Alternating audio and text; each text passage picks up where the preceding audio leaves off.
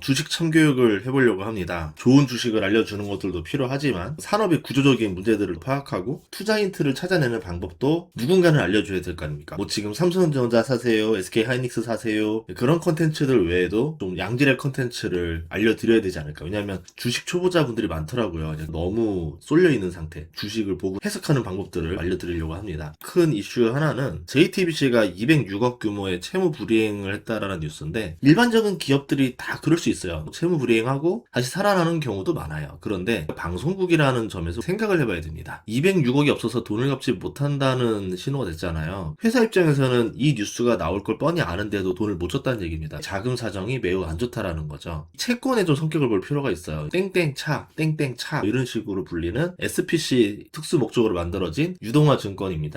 이거를 신종 자본 증권이라고 하는데, 대출이라던가 이런 것들을 담보로 해서 유동화 증권을 만들고 그걸 가지고 법인을 만듭니다. 이 법인을 통해서 대출을 받는 거죠. 이 법인은 이 자산이라던가 수익을 가지고 또 기업 가치를 평가받아서 대출을 받고 그 대출이 다시 여기로 대출이 나가는 형태가 됩니다. 프로의 돈으로 돈을 빌리게 된 게 지금 5월 달에 2번 있었고요. 2월 달에도 한 번 또 있었고요. 문제가 뭐냐면은 이 유동화 증권으로 하는 대출 자체가 어차피 내가 받을 돈을 가지고 다시 돈을 또 빌리는 거예요. 가부를 한다는 겁니다. 방송국 같은 경우는 외주 제작사라던가 뭐 계열사 돈을 빌려줍니다. 그 대출 채권을 담보로 나중에 원금과 이자를 돌려받아야 되는데, 그때까지 기다릴 수가 없기 때문에 급전이 필요해서 이자를 더 주고 돈을 빌린다는 거죠. 내가 빌려준 돈은 저이자, 내가 갚아야 될 돈은 고이자, 이 채권이 늘면 늘수록 악성 부채가 생기는 겁니다. 중앙빌딩 사옥이랑 JTBC 상암동 사옥을 팔면 5,500억 정도의 현찰이 들어오게 돼 있습니다. 딜레이가 걸리고, 또 하나는 이제 메가박스랑 롯데시네마를 합병해가지고 거기 새로운 투자자가 붙어서 새로 출범을 시키면 어느 정도 좀 부담을 줄일 수 있잖아요. 자금 개선이 될 거라고 계산했었는데 시일이 늦어지면서 자금의 공백이 생겼다라고 보시면 됩니다. 그래서 회사에서도 유동성 위기를 잘 해결하겠다, 이렇게까지 나온 게 뉴스 보도에 있었죠. 우리는 투자자니까 투자 관점으로 봐야 됩니다. 요새 기업들이 신종자본증권 발행을 많이 하고 있어요. 이 신종자본증권이 일종의 꼼수가 될 수도 있습니다. 일반적으로 돈을 빌리면 차입이 되고 부채로 들어가야 되는데, 기업의 부채 비율이 증가하면 신용 등급이 떨어지고 돈을 빌리기가 어려워집니다. 근데 신종자본증권으로 유동화시켜서 돈을 빌리면은 자본으로 해석하기 때문에 부채로 잡히지가 않아요. 부채 비율에 올라가지 않는 거죠. 실질적으로 신종자본증권으로 돈을 많이 빌린 기업들은 기업의 부채 비율보다 실제로 부채 비율이 더 높을 것이다, 뭐 대출이 연장되거나 이럴 때마다 이율이 뛰는 걸 막기 위해서 신종자본증권으로 버티고 있다라고 보시면 되겠죠. JTBC는 단순히 하나의 독립된 회사가 아니고 중앙그룹의 소유입니다. 중앙일보 그리고 방송에서는 JTBC, 이렇게 두 축으로 운영하는 거대 언론 그룹인데, 어쩌다가 이런 상황이 됐는지를 생각해 볼 필요가 있습니다. 뭐 많은 사람들은 채널A라던가 조선일보 TV가 JTBC의 경쟁자다라고 생각하지만, JTBC 쪽이 꿈꿨던 거는 CJ였던 것 같습니다. 예능 편성이라던가 이런 것들을 보면 좀 알 수 있는데, CJ 같은 TVN 같은 데 보면 드라마라던가 예능 쪽이 굉장히 퀄리티도 좋고 양이 많거든요. 근데 JTBC도 굉장히 드라마라던가 좋은 예능들이 굉장히 많이 있습니다. 여기를 경쟁 의식해서 제작비를 많이 투자했다라는 뜻이는 거죠. 제작비를 투자하는 만큼 퀄리티가 나오는 거거든요. 월드컵 중계권도 1,900억에 사오죠. 쿠팡 티빙이 스포츠 중계권 투자로 재미를 받고 JTBC도 스포츠 중계로 베팅을 걸었는데 시청자 수는 대박이 났어요. 근데 문제는 비싸게 샀다라는 게 문제가 된 겁니다. 저번에 카타르 중계권이 1,030만 달러로 이제 추정이 되는데, 이번에는 1억 2,500만 달러로 추정이 돼요. 예전에는 방송국이 돈을 모아서 공동 중계를 했습니다. 근데 이번에 단독 중계권을 유치했는데 이게 자금 부담이 너무 컸던 거죠. 결국 다시 KBS 중계권을 140억에 팝니다. MBC, SBS에는 더 낮은 가격으로 하다가 불발이 돼서 끝났고요. 네이버 중계권이 350억에서 500억 사이 정도로 추정이 되고 있고, 광고료를 계산해 봤을 때 이번에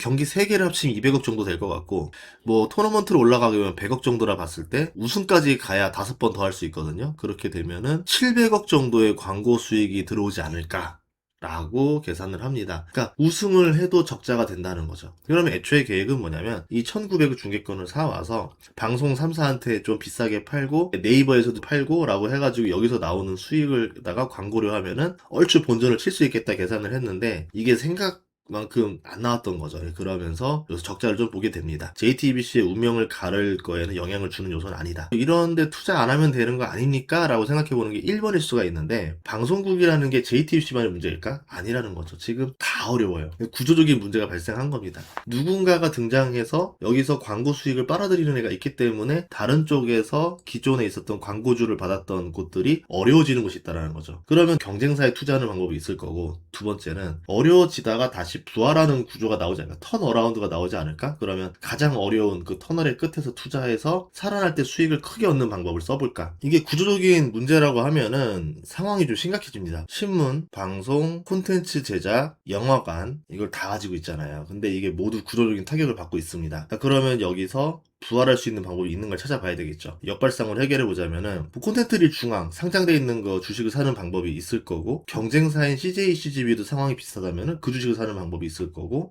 아니면은 JTBC 채권도 있더라고요. 예, 증권사 어플로 살 수 있습니다. 이렇게 뭐 채권을 사서 수익을 내는 방법도 있는데, 지금 보다시피 수익률이 굉장히 높죠. 제가 따로 검색한 게 아니라 수익률 상위권으로 검색한 건데 여기에 걸린다는 겁니다. 그만큼 지금 채권 시장에서도 상황이 좋은 건 아니다. 그만큼 채권 가격이 뚝 떨어져 있는 거기 때문에 만기가 있잖아요. 1년, 7개월, 2년 이렇게 있는데 7개월 안에는 문제 없지 않겠어? 라고 하면 채권 투자는 고수익을 내는 겁니다. 채권 투자의 방법과 주식 투자의 방법이 조금 달라요. 채권 같은 경우는 잔존 기간 동안 문제만 없으면 내가 고수익을 낼 수도 있다. 자, 드라마 제작사가 무너지게 되면 어떻게 될까요? 이 영화관 무너지고 드라마 제작사 무너지고 방송국 무너지면은 업계 전체가 크게 데미지를 먹습니다. 자, 그러면 국가가 나설까요? 안 나설까요? 정책적인 지원이나 나설 가능성도 존재합니다. 참고로 CJ, 롯데 모두 이 사업으로 좀 머리가 아픈데, 영화 제작, 방송국, 배급, 영화관 이렇게 수직 계열화를 싹 마친 곳이 중앙이랑 CJ 둘이에요. 근데 이 둘의 희비가 엇갈립니다. 3년 이후를 보면은 CJ, CGV가 투자할 만하다 개인적으로 판단하고 있고, 단기적인 어떤 정책적인 수혜를 본다면은 중앙이 더 큰 수익률을 줄 수도 있겠죠. 물론 지금 삼성전자, 하이닉스가 더 매력적인 시대에서 굳이 여길 투자해야 되나요? 투자 관점은 그렇습니다. 아직까지는 삼성전자, 하이닉스가 훨씬 더 매력적이긴 하겠죠. 그런데 삼성전자, 하이닉스 시대에서 투자자들이 콘텐츠 사업에 투자를 하려고 하지 않는다라는 점입니다. 중앙그룹의 지배구조와 자본, 순이익, 부채를 보면은 어느 계열사가 문제인지도 알 수 있는데, 우선은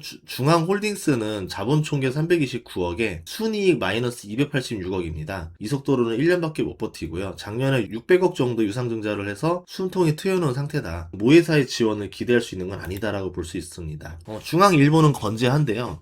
누굴 도울 처지가 아니고요. JTBC가 지금 심각한 상황인데 자본 189억에 부채가 4,975억이다. 채무 불이행 나온 이유도 어느 정도 이해가 됩니다. 메가박스도 심각합니다. 자본 총계 385억에 부채 총계가 8,521억이에요. 중간 지주사인 콘텐츠리 중앙 상장사죠. 부채가 1조 9천억입니다. 작년에 순이익이 마이너스 900억이 넘었고요. 자본 총계가 5,900억이 됐지만 이걸 다 생각한다 하더라도 부채가 1조 4천억이 더 있는 거죠. 그래서 이 메가박스랑 JTBC 문제를 중앙그룹이 해결해야지만 살아남을 수 있다라는 겁니다. 지주사인 중앙을 보면은 자본 대비 부채 총계가 너무 많아요. 그러니까 300억으로 50배 이상 이익을 내야 되는데 그게 상황이 어려울 것 같고, 반대로 저런 상태로 너무 안 좋기 때문에 어떤 이벤트가 없는 한은 살아나기 쉽지 않을 것 같다. 그러면 저렇게 상황 안 좋을 때 보통 국가가 나서 살려준 경우가 있었는데, 아무래도 방송, 영화, 이제 영화 제작, 예술적 영역이기 때문에 국가 입장에서도 좀 경쟁력을 위해서 좀 어떤 지원책을 투자하지 않겠나. 자, 국가가 나서서 살려준 사례가 좀 있었어요. LG카드, 쌍용차, 현대상선, 두산, 아시아나, 하이닉스, 대우조선해양, 기아차. 그러니까 사례가 없는 것들은 아닙니다. 국가가 나서서 오히려 주가가 턴어라운드 하는 방식도 있을 수도 있지 않겠는가 생각해 봐야 되겠죠. 중앙그룹 부채, 순이익, 순자산 상태를 보면 버티는 것과 심각한 거 두 개밖에 없습니다. 캐시카우가 그룹 내에 없다라는 게 굉장히 안타깝죠. 그냥 구조조정을 하기 쉽지가 않아요. 구조조정이라고 하면은 적자 기업들 날려버리고 팔아버리고 알짜 기업만 살려놓아서 기업의 순이익과 영업이 늘리고 주가 부양시키고 이렇게 하는 전략을 쓰는데, 지금 캐시카우가 없으니까 살릴 기업이 없다라는 거죠. 그래도 하나는 중앙일보 사옥이랑 JTBC 사옥을 매각하고 5,500억이라는 돈이 들어오게 됩니다. 당장 급한 부채들을 막을 수 있을 거예요. 근데 문제는 구조적인 문제들. 방송국이 예전과 다르게 넷플릭스, 유튜브에 밀리면서 광고 파워가 약해졌다라는 문제점이 있습니다. 광고 단가가 떨어지면은 제작비가 내려가죠. 그러면 좋은 배우와 제작진을 못 데려옵니다. 그 비용을 낮추게 되면은 보증이 어렵죠. 예, 그러다 보니까 투자자들이 잘 안 붙는 거죠. 그러니까 좋은 배우 배우, 왜 자꾸 배우의 목을 매냐라고 하는데, 좋은 배우가 없는 영화 드라마의 투자자가 달라붙기 쉽지가 않습니다. 그럼 제작 자체가 어려워지는데요. 상대방은 좋은 배우들 화려하게 라인업 해가지고 제작을 한다는데, 경쟁사라면은 당연히 비슷하게 맞춰야 될 거 아닙니까? 그러니까 수익성이 안 맞아지는 겁니다. 광고비는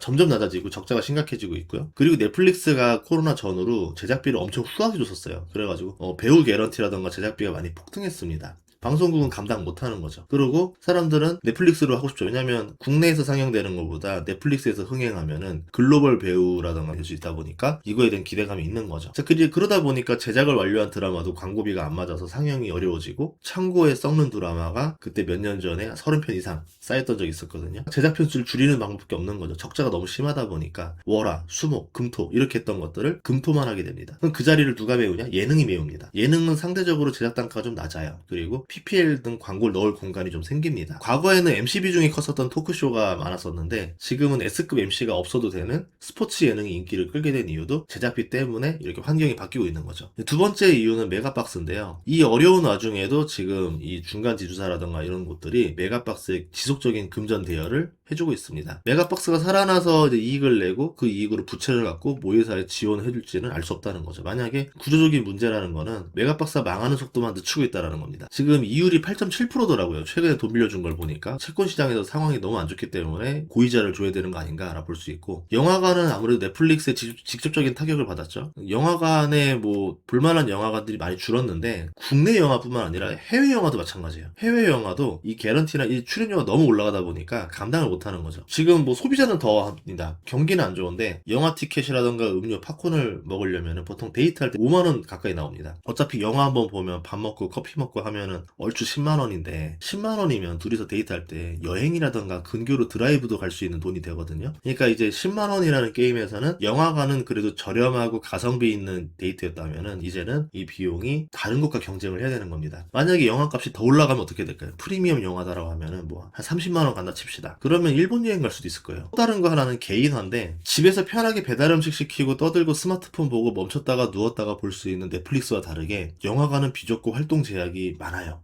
엄청나게 화면이 좋아야 되는 것들, 아니면 꼭 보고 싶었던 것들이 아닌 이상 내가 집에서 편하게 즐기면서 보는 게 더 낫다라는 거죠. 왜냐면 야구장이라든가 뮤지컬, 뭐 연극 같은 경우도 옛날엔 자리가 텅텅 비었지만 지금은 흥행을 잘했습니다. 이런 경우는 사람들이 보기 위해서 불편함을 감수하면서도 봅니다. 영화관도 어떤 이런 구조적인 개선, 새로운 아이디어가 필요하면은 나오면은 살아날 수 있다라 보는데, 영화 자체가 거대 산업이고 종사자가 많기 때문에 국가도 이거를 살리기 위해서 개입할 여지가 있겠다라는 게 개인적인 생각이고, 투자로 배제시키는 게 아니라 지켜봤다가 투자의 아이디어로 삼아도 되지 않을까라고 보고 있습니다. 자, 그럼 어디에 투자할 거냐? 우선은 메가박스 주식은 따로 없어요. 이걸 위에 있는 콘텐츠를 중앙으로 하면 콘텐츠 제작자와 메가박스 두 개를 가진 회사에 투자를 하게 되는 건데, CJ CGV는 영화관 회사입니다 라고 생각하겠지만 이제는 영화관 회사라 볼 수가 없어요. 영화관 회사라고 부르기 민망한 수준이 되지 않겠는가. 두 번의 유상증자로 주가가 20분의 1 토막이 났습니다. 근데 최근에 주가가 안 떨어지고 버텨요. 재밌는 점은 작년에도 영업이익은 962억 흑자입니다. 시가총액은 7천억이 넘어요.